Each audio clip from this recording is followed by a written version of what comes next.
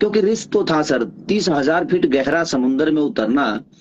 और जबकि मैं जस्टिक सिर्फ देखा था, कभी कभी चलाया तो था ही नहीं। मैं जब रात में आया होटल पे तो चंदा ने बोला, क्योंकि वाइफ और बच्चे गए ही थे, तो चंदा बोली कि आप इतना बड़ा रिस्क ले लिया, आप एक बार भी नहीं सोचे कि अगर आपको कुछ हो जाता तो हम लोग का क्या होता।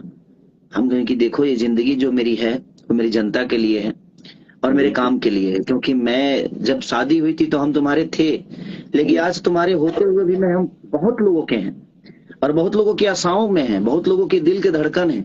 तो हमें उनके लिए भी कभी कभी अपने आप को रिस्क में डालना होता है। एक बंदा भोजपुरी इंडस्ट्री के अंदर बेहतरीन फिल्में लाने के लिए अपनी जान को रिस्क में डालकर सीन शूट करता है और उसी भोजपुरी इंडस्ट्री के कुछ लोग या फिर कहें खेसारी लाल यादव के विरोधी लोग उसकी मूवी के टीजर का बहुत ज्यादा मजाक उड़ाने लगते हैं। जी हाँ दोस्तों, अगर आपने टीजर में खेसारी लाल यादव का ये समुद्र वाला सीन देखा हो तो मैं आपको बता दूं, इस सीन को शूट करते समय खेसारी लाल यादव की जान भी जा सकती थी, क्योंकि खेसारी लाल यादव ने इस सीन को जिस समुद्र के अंदर शूट किया है उस समुद्र की गहराई है 30,000 फीट और इसको शूट करने के लिए खेसारी लाल यादव ने किसी भी प्रोटेक्शन का सहारा नहीं लिया था।